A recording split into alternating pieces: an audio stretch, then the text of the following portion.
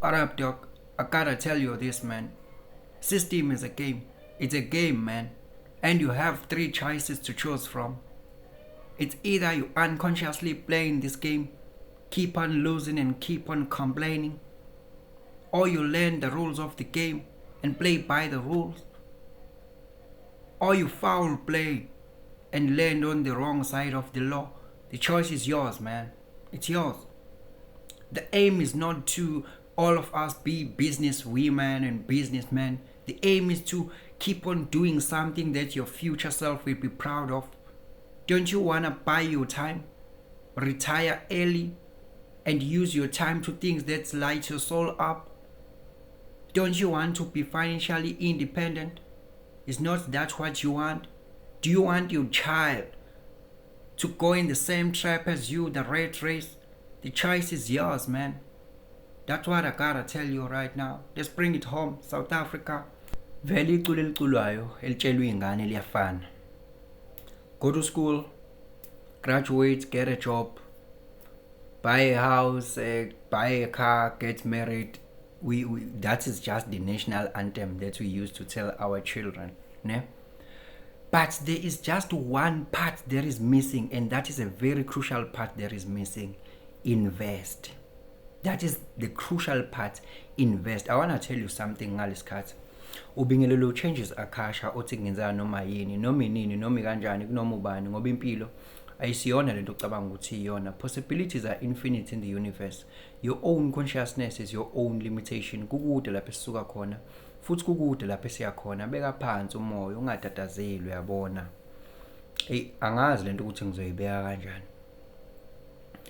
But mina ngokwami I decided ukuthi I'm not gonna sit here and complain about the foul play they are playing, because there are so many things ezisimazenziwa abantu abanemali kube ukuthi they are within the law, but mazenziwa wena those things zibizwa ukuthi azikho emthethweni yabo. So when you have to learn, and you should be very cautious about what you learn, because it's something that you never learned in school yabo. Lento kumele ukuthi uyifunde manje, because if you did like get it from school, you learned something that is very concrete about lento engikhuluma ngayo, ngabe akukho kulesimo kusona njengamanje, ngaba ukho la yabo.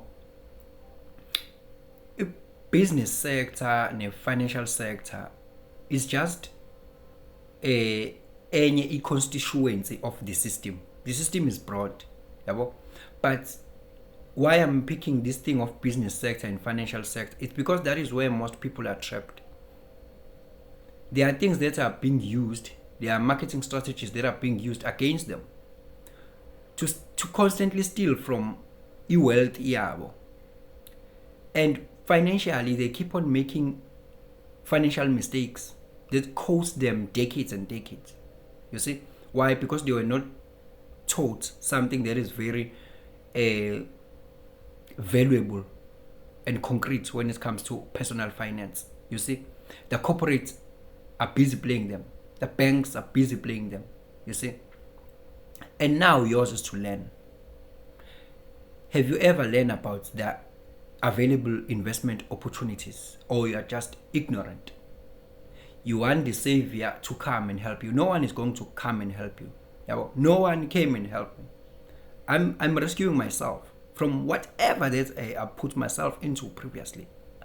And it was not a matter of food. I have to like go to Impopo Mangyoigeza, or it was not a matter of I have to complain, or I have to go to church, the anointing oil. It was the matter of being practical. What is it that is actually happening? What is it that I'm not getting right here? Look at things practically. What is happening? Have a logical processing. Yabo? What is it that I need to do njengamanje? Yabo? So nakho engakutshela kona mana okupractical. Angeke iphike indlela ukuthi ithi qala la ufunde usebenze, right, it's fine. Okay?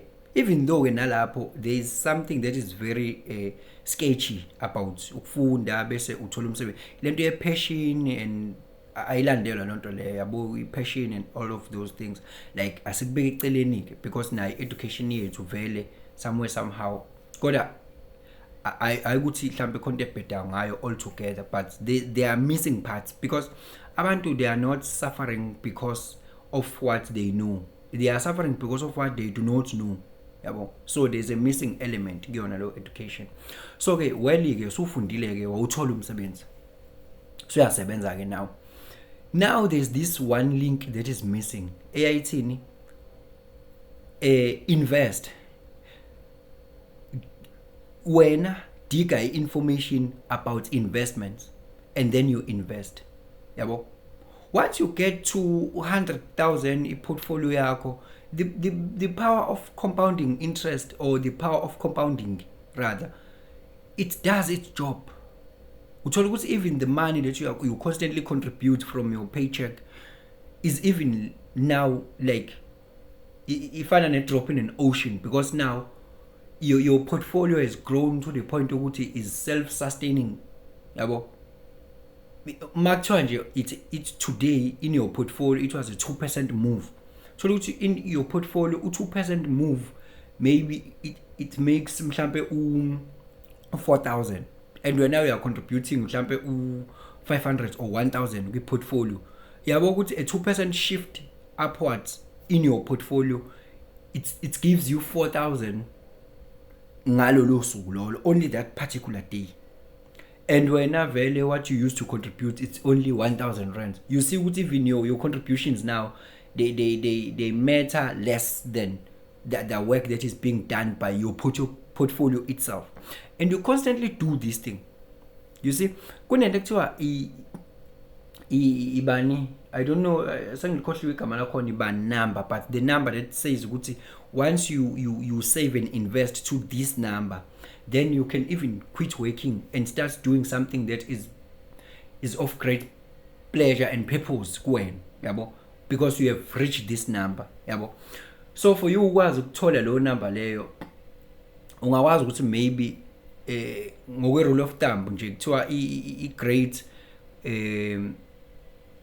withdrawal rate kwimali yakho kwi-portfolio yakho u4% rate. Uma uthatha indleko zakho zonyaka multiply it by indleko zakho zonyaka multiply it by 25, so that is your retirement number if ilokungana yakho or investe kuyona it gives you a 10% return annually yabo, at a 4% withdrawal rate. Ngithi yabo ukuthi there's a set number that you can save and invest up to for you to be able to retire peacefully.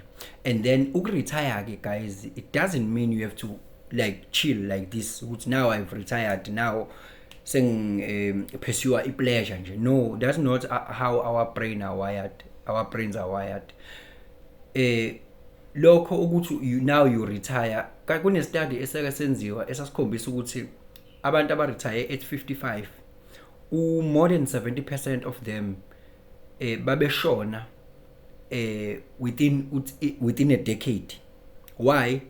Sekune loss of purpose yabo, sekune loss of purpose because ukusebenza kunento okuyenzayo emqondweni wakho, kunama benefits okwanikezayo emqondweni wakho engikhulume ngawo ngesinye isikhathi ukuthi imapha ama benefits ayenziwa ukusebenza, ukuthi we are working emqondweni wakho yabo, because okunye kwakho nje kusuke kuzoba i-social isolation ukuthi awusasebenzi, kunoba social isolation ekuyenzekayo ukuthi ifake yenze 26% mortality rate yabo, or increase the mortality by 26%.